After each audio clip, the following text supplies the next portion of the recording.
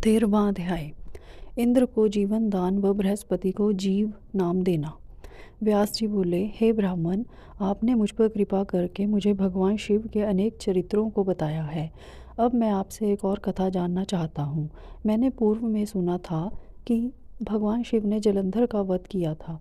कृपया कर मुझे इस कथा के बारे में भी बताइए।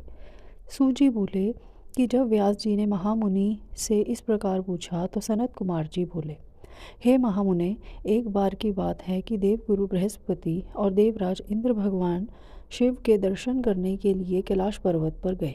तब भगवान शिव ने अपने भक्तों की परीक्षा लेने के विषय में सोचा। उन्होंने मार्ग में उन्हें रोक लिया। कैलाश पर्वत के रास्ते में ही वे अपना रूप बदलकर तपस्वी का वेश धारण करके बैठ गए। जैसे ही देवराज इंद्र वहाँ से निकले, उन्होंने तपस्वी से पूछा कि भगवान शिव अपने स्थान पर ही हैं या कहीं और गए हैं। यह पूछकर उन्होंने तपस्वी से उनके नाम आदि के विषय में भी जानना चाहा, परंतु तपस्वी रूप में शिवजी चुप रहे और कुछ न बोले। उन तपस्वी को इस प्रकार अपने प्रश्न के उत्तर में चुप देखकर देवराज इंद्र बहुत क्रोधित हुए। वे बोले, अरे मैं तुमसे पूछ रहा हूँ और तू है कि उत्तर ही नहीं दे रहा है। जब तपस्वी ने पलट कर पुनः उत्तर नहीं दिया, तब इंद्र ने हाथ में वज्र लेकर तपस्वी रूप धारण किए भगवान शिव पर आक्रमण कर दिया। परंतु शिवजी ने तुरंत पलटवार करते हुए इंद्र के हाथ को पीछे धकेल दिया। तब क्रोध के कारण शिवजी का रूप प्रज्वलित हो उठा और उस तेज को देखकर ऐसा प्रतीत होता था कि यह तेज सब कुछ जलाकर भस्म कर देगा। इंद्र की भुजा को झटकने से इंद्र का क्रोध भी बढ़ गया, परंतु गुरु बृहस्पति उस तेज से भगवान शिव को पहचान गए।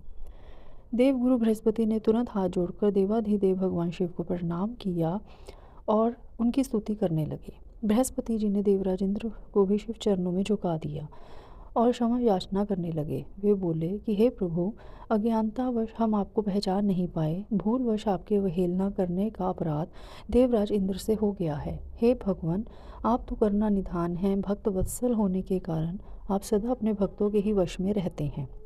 प्रभु, कृपा करके इंद्रदेव को क्षमा कर दीजिए। बृहस्पति जी के ऐसे वचन सुनकर त्रिलोकीनाथ भगवान शिव बोले कि मैं अपने नेत्रों की ज्वाला नहीं रोक सकता।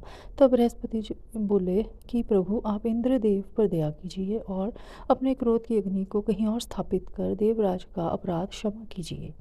तब भगवान शिव बोले, हे बृहस्पति, मैं तुम्हारे चातुर्य से प्रसन्न हूँ। आज तुमने इंद्र को जीवन दान दिलाया है, इसलिए तुम्हें जीव नाम से प्रसिद्धि मिलेगी। यह कहकर उन्होंने अपने क्रोध की ज्वाला को समुद्र में फेंक दिया।